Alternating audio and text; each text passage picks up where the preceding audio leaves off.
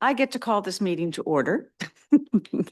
And I guess we'll start at first. I believe that Dale Bass is on the screen as well. Thank you very much. So Dale, I'll be counting on you as well for the usual backup great knowledge that you have, as well as those that are sitting up front with me as well.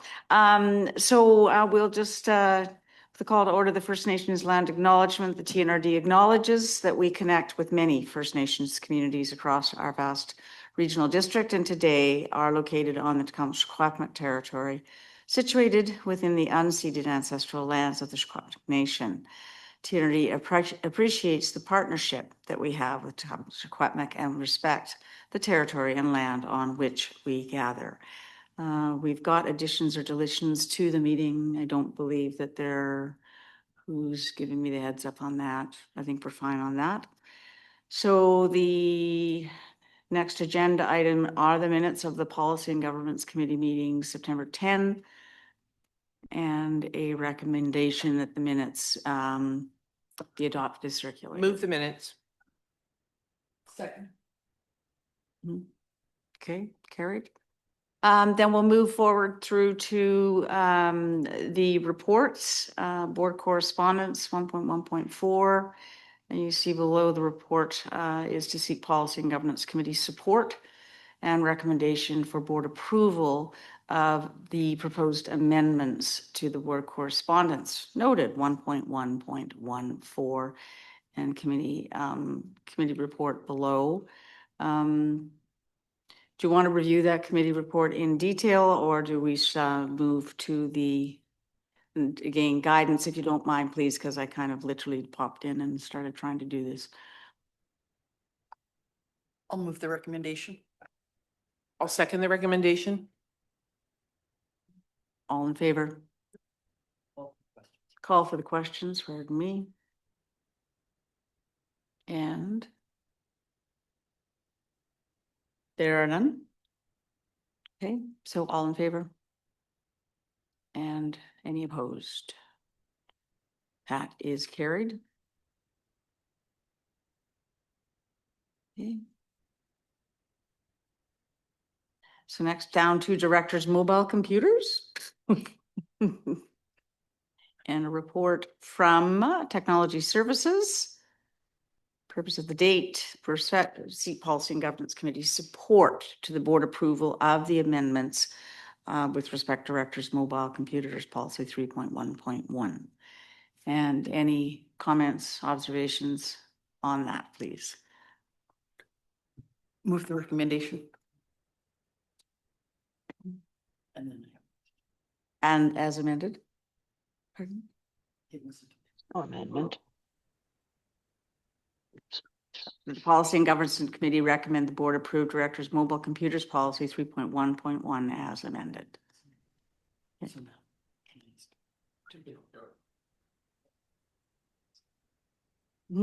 So I just have a question. Please.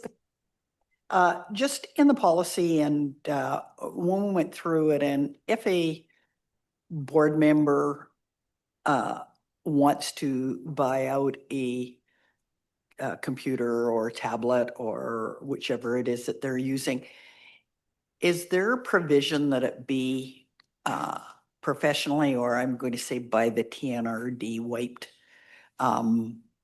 clean of any sort of previous stuff? So it's the purchase, is it sort of ensured that that device no longer contains any information related to TNRD? Through the chair, that is correct. The TNRD would clean the device at the time of purchase for fair market value. Yeah.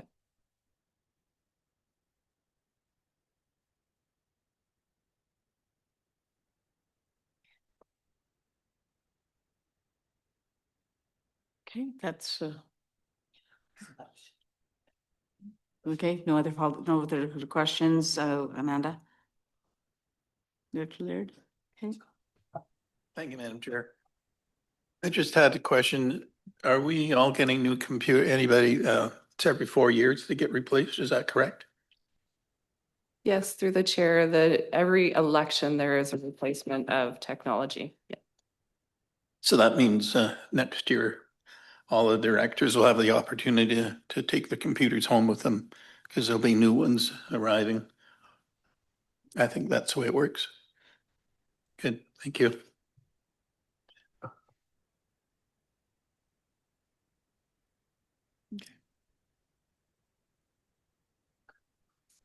And, sorry, Barb. Just out of interest, is there much take up on this when at an election, when someone is not standing for re-election or does not get re-elected? Do we get many people taking the TNRD up on this offer? Through the chair, I don't have the exact number on hand, but I think there has been some uptake. So off the top of my head, I would say it's mixed.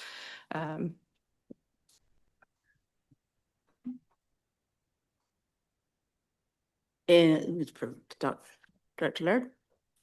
I took the last computer home when this one was replaced. I had the laptop and there's nothing on it. It's a blank start, so it's they're still very functional. They last a long time. Just that I don't know how many changes there are now in all the new computers, but I've just figured out how to use this. So I would like to, this year that I'll be taking mine with me. Thank you.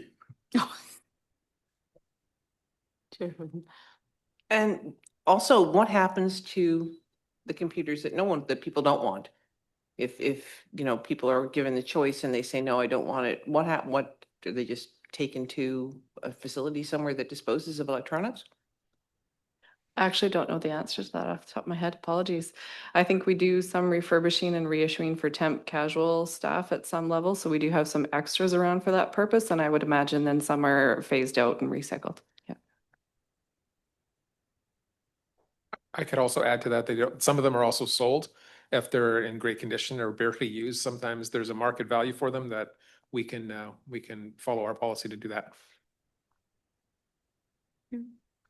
So just sort of supplemental to that is if someone sitting around this table and in this current term is reelected and is holding another term and their tablet is working perfectly well, and is it sort of mandatory to upgrade it, or can we look at it and say, you know, I don't mind my tablet, know how to use it, quite happy with it.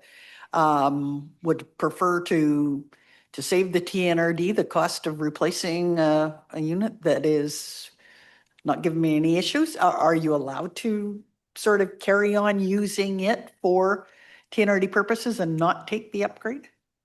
Thank you. Through the chair, technology changes so much, and after 4 years, it's in our best interest to ensure that the consistency around the board table, everyone has the same unit and it's connected the same way. So that's why we offered the sale to the director and or dispose of it and or sell it in different means. Thank you.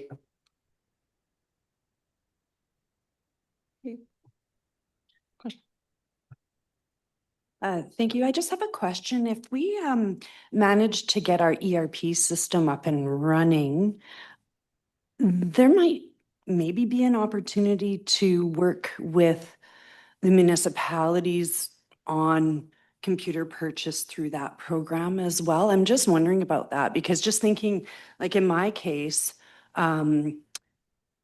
obviously I took the TNRD issued laptop, but we also have one issued by the district, which I didn't need two. I only needed one. So I actually do all of my business through this one and I didn't take one from the district. But I imagine that most of the other communities also, for the most part, have laptops or whatever issued by the community. So I'm just wondering if there's maybe an opportunity there. Through the chair, I know that the policies differ from community to community when it comes to cybersecurity or how our policies work with our technology and how it connects to our software and our infrastructure. So sometimes it's best to do that. But if a director chose to decline that laptop, we would just not purchase it, and they could use the one that they have from the municipality. And I think that's the case with a few of them. We would never want you to have a computer if you're never going to use it. So we'll make sure that that's clear as we're kind of rolling this out to ensure that whatever's most efficient for the director we can do, but to connect to some of our systems would require our computer. But it could still be done publicly, just like any other thing, like with agendas and policies, things like that. Sorry, Ms. Randy.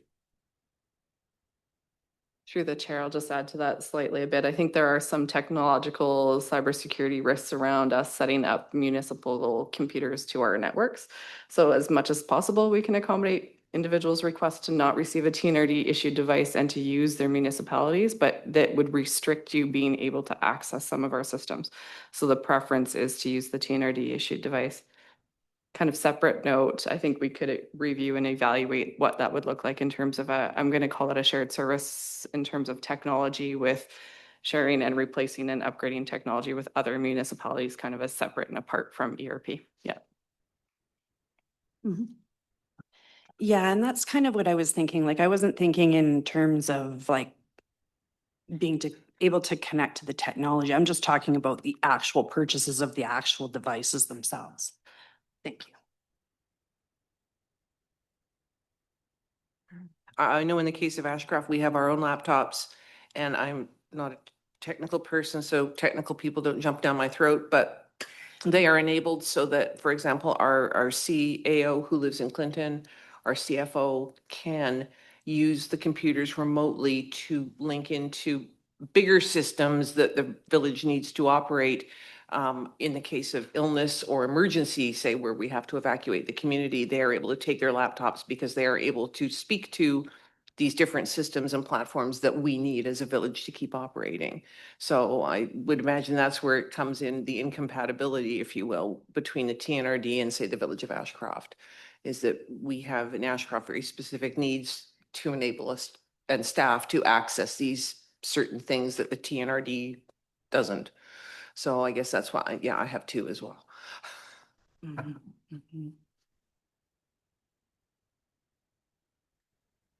Further comments at this point? Questions? And I assume we are ready then for reviewing the recommendation?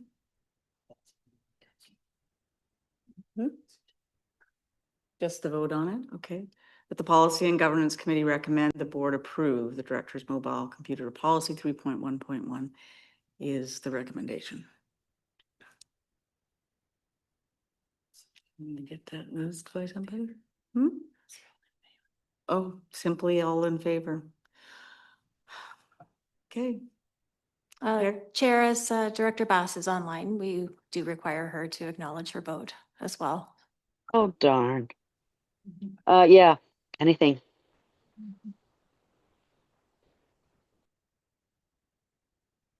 Okay. Carried. Okay, here goes the next one. Are we on to item 8.3, 5.3, pardon me?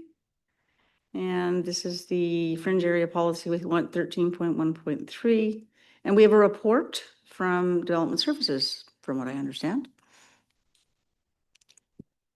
Through the chair, yes. Perhaps it'd be worthwhile if I just kind of summarize the report, give a little bit more background, maybe to help the discussion. So the policy itself was initiated in 1982. And at the time, the board resolved that all development applications near a municipality would be referred to that adjacent municipality. So that was kind of the start of things. In 1984, the board approved what they called the Fringe Areas Policy Paper, and they did so as a special planning study. So there's basically two parts to this policy. There's the covering page, and then there's the guidelines document, about 19 pages, that accompany it. And again, in this current form, it's basically been in place since 82, 84, last reviewed in 2014. Basically, the policy and the guidelines state that each member municipality has a buffer around it. City of Kamloops has a 5-kilometer buffer. All other municipalities have a 2-kilometer buffer, and that's based on population. And that buffer area is known as a fringe area. And it's an area where there's typically more development pressure because it's often close enough to a municipality that it can service that municipality, but the lands are cheaper, They're not serviced with municipal servicing. Taxes are sometimes cheaper. So it's seen as an area where there's higher potential for development pressure. So that's why it was seen already in the 1980s as a potential sensitive area and something that the board wanted to work with between EAs and the electoral areas and municipalities, I should say. So municipalities, specifically under the policy, are able to get a referral on land use applications before the board sees it at this table.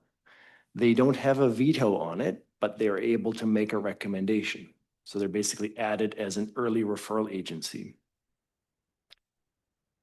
The policy itself also has specific policies and some strong language in there about and direction to staff, especially, that we have to follow when we get development applications or inquiries around municipalities. For example, commercial and industrial, new commercial and industrial development is discouraged within these buffer areas, the fringe area, and it's instead to be directed to the municipality or far enough out from the municipality that it can service that rural area. Again, it doesn't mean that the person can't apply. It doesn't mean that the board can't still approve it. It just means that the policies generally state that it's discouraged in those buffer areas or fringe areas. And as I mentioned, the policy was last reviewed in 2014, so we acknowledge it's been some time. In August, at regular board, when we were discussing the City of Kamloops planning agreement and participation agreement, Director Houghton requested that the name be changed from fringe area to good neighbor policy.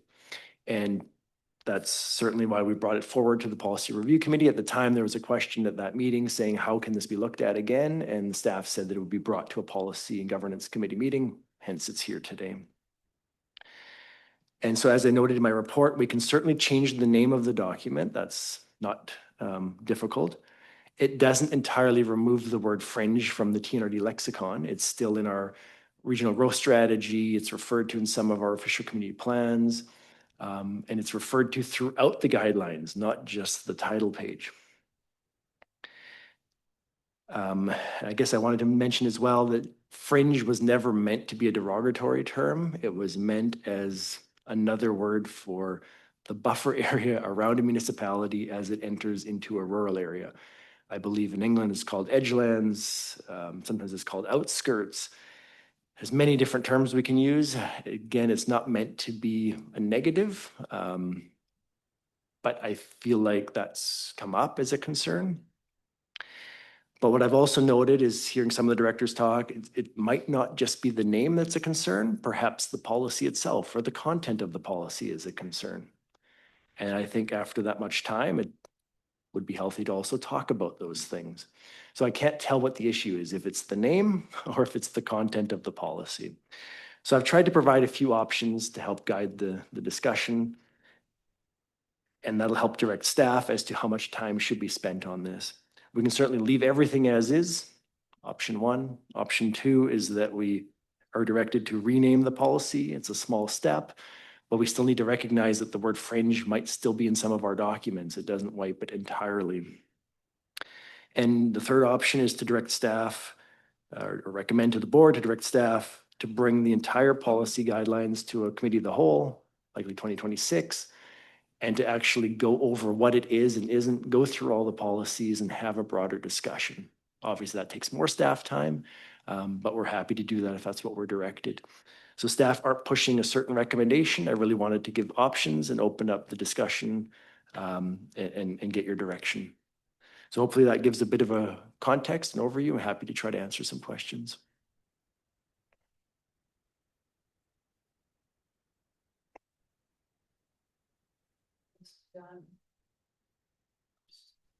Yeah. I'd like to recommend that we go with option 3. My concerns is not about the name, even though it is named after an English comedy group called Beyond the Fringe from years back, if anybody remembers that. Great comedy act. So when I see Fringe, I always think of the English comedy group called Beyond the Fringe. And I did find a good quote from Mark Twain. And it says, "Be good and you'll be lonesome." So I'll try to I don't know if I can be good because I don't want to be lonesome. So it's just such a great quote, and I have a lot of friends, so I must not be good. Anyway, that's just aside. That the main thing, how do our current OCPs now, because most of them are updated, doesn't that basically lay out what's going to happen within our different EA areas? And were there OCPs when these were created at that time? Through the chair, in the early 80s, we might not have had any OCPs yet. Might have been the start of some of the official settlement plans at that time. But certainly later, when we came up with an updated OCPs, it refers to the fringe areas policy. It doesn't repeat the policies. But again, it doesn't negate that we would still have land use designations and policies in the OCP about what should occur in the electoral areas. It's just that on top of that, we have this other policy document, the fringe areas policy, that says in that sensitive area, the 2 kilometers or the 5 kilometer buffer, there's additional, I guess, guidance as to how to deal with those applications, and that the referral will be sent to a municipality. So if it's outside 2 or 5 kilometers, we don't even tell the municipality. It's just within those that we give an extra say, if you will, an extra input period. Ultimately, it's this table that ends up making the decision regardless. So sometimes it can go to a municipal council who makes a recommendation. And in theory, I mean, even the directors, when they come back and they're representing the board, don't necessarily have to vote the same way as the input that was received from the municipality, if that makes sense. The other thing that's changed over the years is it used to go to municipal councils for a resolution before it would come back to staff, and then staff would present in our board reports what the municipal council said. That's changed in many cases where it's just planning staff at these municipalities or CAO who provide an answer or provide input. So it's just additional input, but it doesn't change that the board can still make the ultimate decision. When I was on city council, anything that it was, we got referrals and we gave referrals. It went back and forth. And, but at that time, I think they did have an OCP in the area M and N, but everything's changed so much. When that policy was put in place, there was 10 EA directors and 10 municipal directors. So it was a pretty balanced board. We now have 17 municipal directors. We still have only 10 EA directors. And I'm not sure where the weighted vote would come in on a financial matter when it comes to planning, if it's in the fringe area or whatever. Because with the weighted vote, the Kamloops has, I think, 33 votes now. And so basically Kamloops controls our finances because they can veto or vote against any type of financial issue if it comes to the board. And if it's something that an EA director is wanting to do and the board has a weighted vote, it won't happen. And that's another part that's discouraging to me is the difference between 40 years ago and now with the representation. I think it's something that we have to take a good look at. And that's why I'm making the recommendation that it go back. And I would like to see a committee formed of EA directors and municipal directors to review this 40-year-old document and come up with something that's more current. And I'll make that recommendation after we finish debating. Thank you.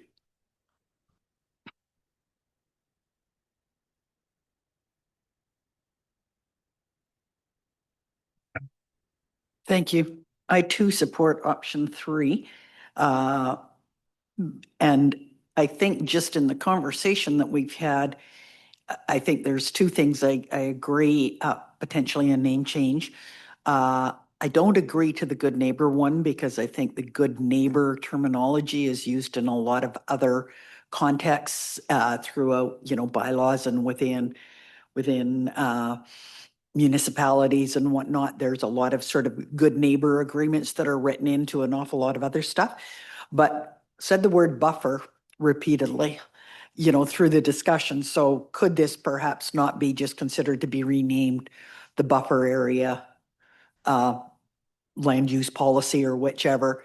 But I agree it should perhaps be looked at and you know, upgraded or modified, and depending on the timing of that and the sort of the look, is this something that, given that there's this policy exists now, but we've got a new a term coming up starting next October, is this something that would just be kind of up early in next term for reconsideration by a new board who may want to bring a set of ideas and concerns brought forward? Just a thought that timing wise, it might evolve to that kind of a time frame anyway.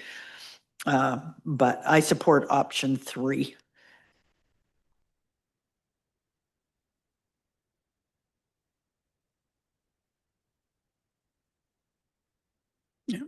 Go ahead. Thank you, Chair. I support option 3. I think this is a 40-year-old document. A lot of things have changed in the last 40 years. I don't like the word fringe, and you're right. It's something like buffer. I think one of the things that we might want to look at too is this deals specifically with what happens within an electoral area. I think we also need to look a little bit at what's happening within a municipality too, on the fringe, I'm using that word, on the buffer, on the edge, because I'm not suggesting that we need to look at their, you know, their piping and their water or any of those things. But if something happens on the edge of a municipality, it may very well impact one of these areas within an electoral area. And I think out of abundance of caution and to be good neighbors, we should be having those discussions. For example, if somebody put a sewage lagoon on the edge of a municipality and there's a group of, there's a small community within an electoral area, those are things that we need to look at. So actually, I'd like to move option 3 if I can, if I can make that move and somebody would second it, please. Dave already moved it.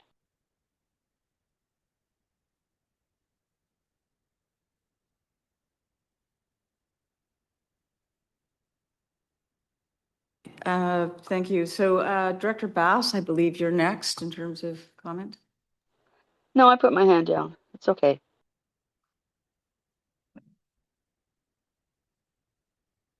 Director Hall? Thank you.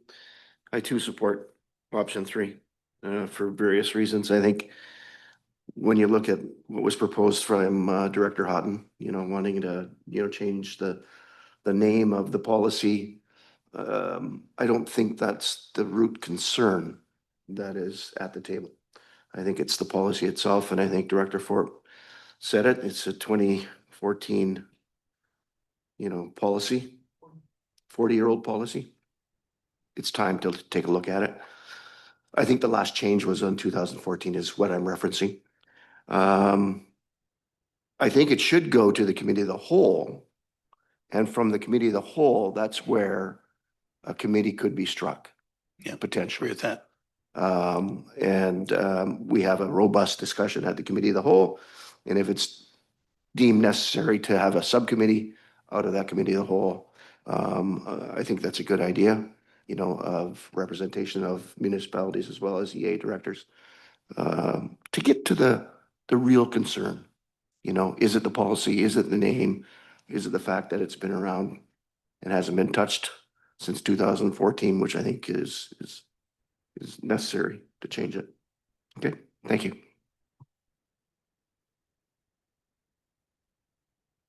Thank you. Director Laird, you were next on the list again. Thank you, Chair. I've been involved in numerous election years, and it's always a discussion around an existing board as whether we should do business as this board or pass it on to a new board. I've always been under the opinion, whatever we're discussing in this board needs to be dealt with this board. I don't believe in shifting things off to a new board that hasn't had the same background in what we're discussing even right now. I think it's important that it gets done in 2026, but there's no timelines required as long as it gets on the agenda and has discussion at this time. And then in the 2026 year, and then it'll be able to probably move it forward and not have it dealt with by another board. It's very key that we don't say that we can't do business because none of us are going to be elected or not going to be here for the next term. And we'd still have to do business as usual. So I think it's a great idea that we go take it to the committee of the whole and have a good discussion around that. And it, to me, it does involve fringe areas. I'm quite concerned when I see the size of the fringe area that's around Merritt. And I don't have a director. I can't go to a municipality and say whatever's happening on my border. You have to tell me they aren't part of the fringe policy. It only goes one way. It goes outside into the AA, into the regional district. It doesn't reverse and go into municipalities and what they're doing and zoning.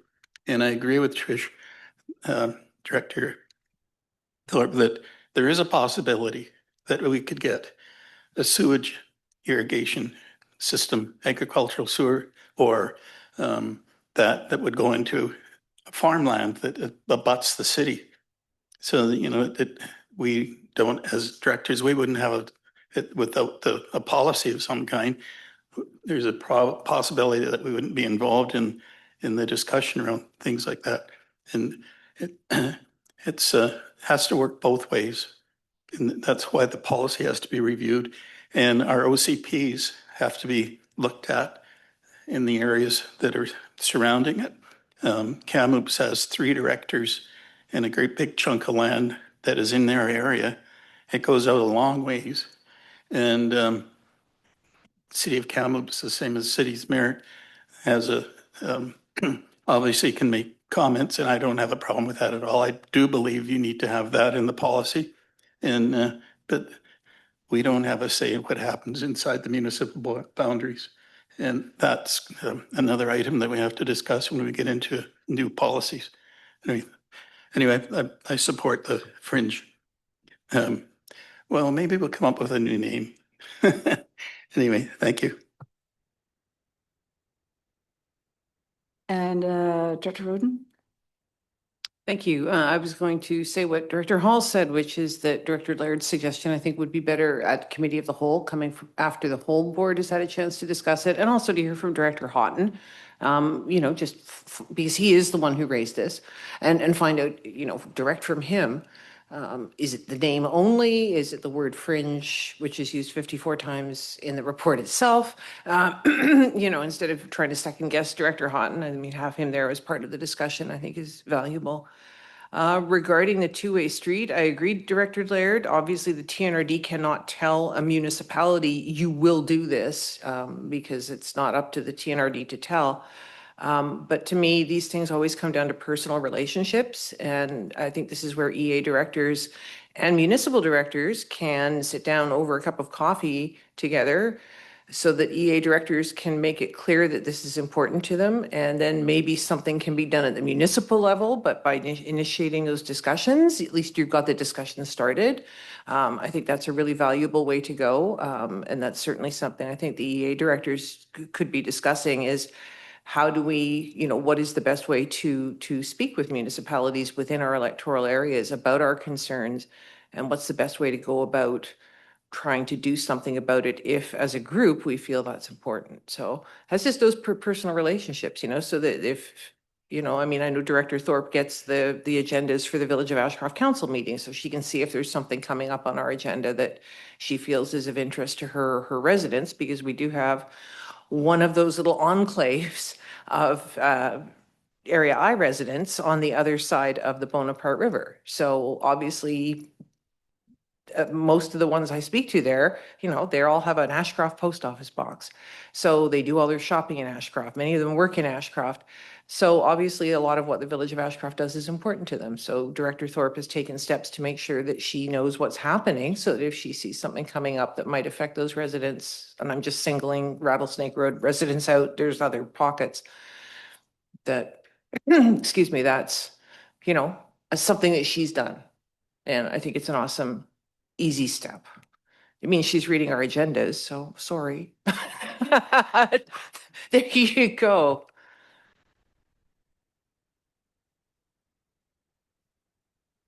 This is a question for Alex.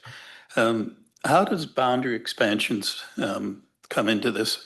Because if there's any boundary expansion with municipal governments, it's all going into the EA directors' areas. I was on council when we took in quite a substantial amount of property that was all in the EA areas. There was one area, it's called Thorpe Avenue, nothing not related to our EA director. When we expanded our boundaries, they were in the TNRD and they did not want to be part of the TNRD. So they were not part of the TNRD. So the city actually almost comes down and then goes back out into another large area. One of the reasons we expanded that boundary is because we wanted the revenue from the pipeline, and we extended our boundaries out as far as we possibly could to take in a pipeline. And obviously, it wasn't a good idea now because they're taking the funding away. But those are the issues that come up when you look at boundary expansion. One other boundary expansion we did, we took in Collettville because they had a sewer and water issue. And we worked with the provincial government. We got funding to put in sewer and water and pave roads that the province paid for. So those are the sort of things that I think boundary expansion, I don't know where it fits, whether it would be in the policy for our fringe area policy or whatever we decide to call it. Would that fit in there? Through the chair, I think we can have policy in there about that, yes. It follows a different process. So the municipality has to initiate it through the province. And there's a number of steps that I don't have off the top of my head, but certainly at some point it goes to the board for a resolution, and that's where the board can oppose the expansion. In my 18 years here, that hasn't happened too often because usually there is a feeling that if the municipality wants that land for either new development or higher density or an expansion of their services into that area, it's typically been supported by the board. But certainly there can be policy in there talking about criteria or things that should be looked at, but the board will still have a say before a municipality changes their boundary.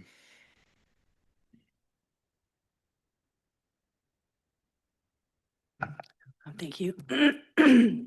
Just, yeah, I agree that I think this is probably a policy that should be reviewed, no doubt.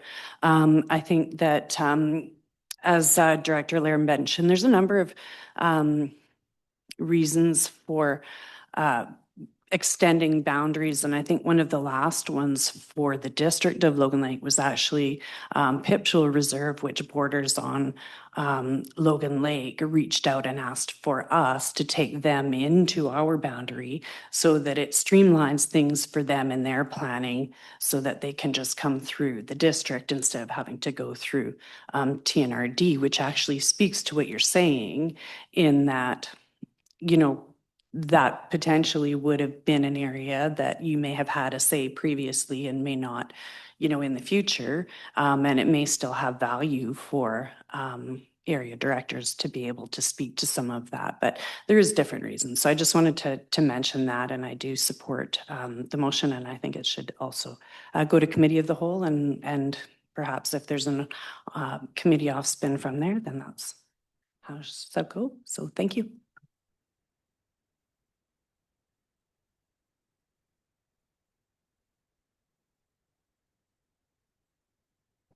Also, I get the feeling, and maybe I'm completely wrong, but I get a feeling that municipalities aggressively expanding their borders happened in the past a good deal more than it happens now, because there have been instances where it has backfired on the municipalities.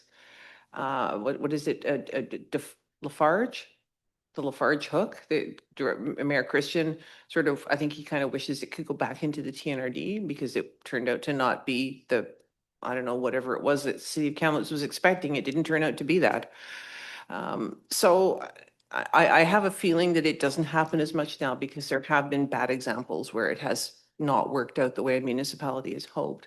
And I apologize if I brought this example on Rattlesnake Road again. I'm going to zero in on them. About 20 odd years ago, the village of Ashcroft was looking to expand its boundaries to take in the Ashcroft Ranch property. And the residents down on the other side of the Bonaparte in Area I on Rattlesnake and Cozy Roads were asked, you know, hey, we're going, I wasn't on council at the time. I just heard this from people who were. They were basically asked, hey, we're going to all the trouble of expanding our boundaries. Do you want us to push it out that way to bring you into the village of Ashcroft as well? And the residents said no. So okay, fine. So, you know, it certainly wasn't a case of us going in and trying to tell these people you are coming into the village of Ashcroft. You know, we asked and they said no. Now, that was 20 odd years ago. If we asked the people who are living there now, some of whom are the same, some are different, maybe they'd say, yes, please. You know, and then we get our roads plowed in the winter time and, you know, we get on the Ashcroft water system, et cetera. But that's just an example, a real world example of, you know, TNRD residents saying, no, thanks. We live here for a reason and we'd like to keep it that way. And we went, okay.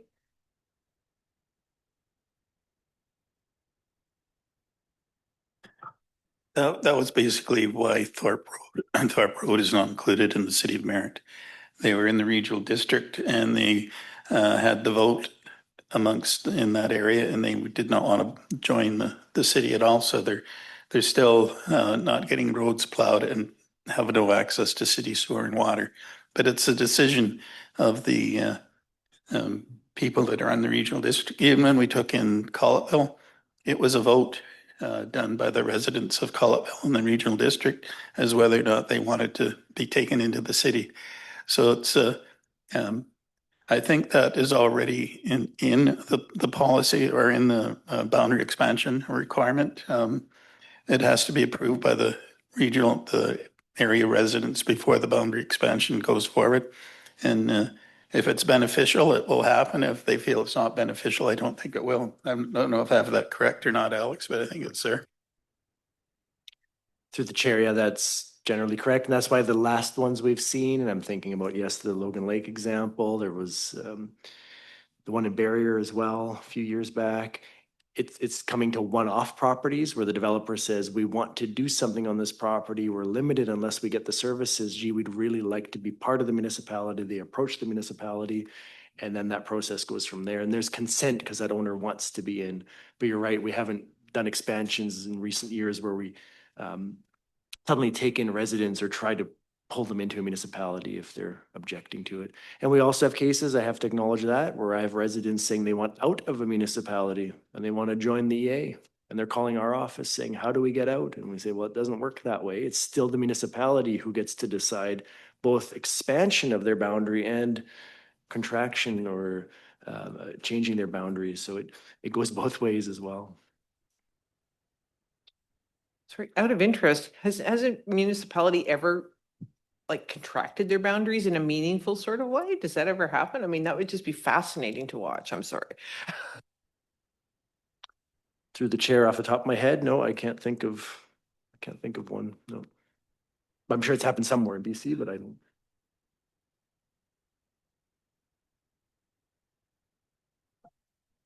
Go ahead. Thank you, Chair. There was reference to weighted voting, so I just wanted to provide some clarification that there's only two types of weighted votes that are that can be done at the regional district level. So corporate weighted vote, which would apply to financial plan bylaws, any type of debt and borrowing or property acquisitions. And then we have the stakeholder weighted vote, which would only be applicable to the participants within that service area. And that would be for the imposition of fees by bylaw, regulating services through bylaw, and a parcel tax bylaw. So there is limitations to what a weighted vote would apply and how the municipalities and the electoral areas that differing vote mechanism would apply.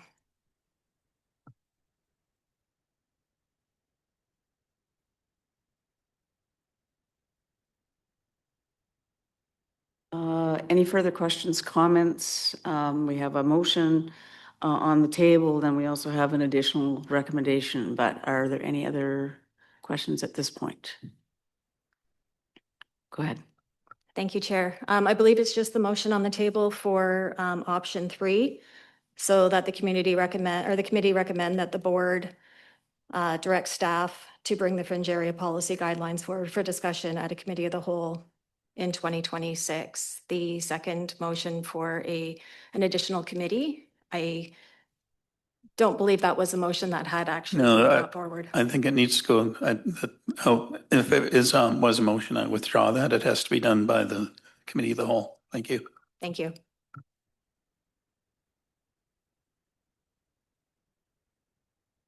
So any further comments? If not, I assume we're calling for the vote. Right? Okay. All those in favor? Yep. And opposed? Motion's carried.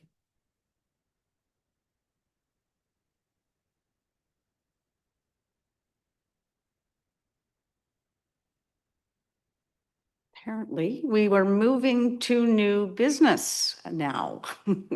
Anything from on our Zoom or anybody here in terms of new business here in the room?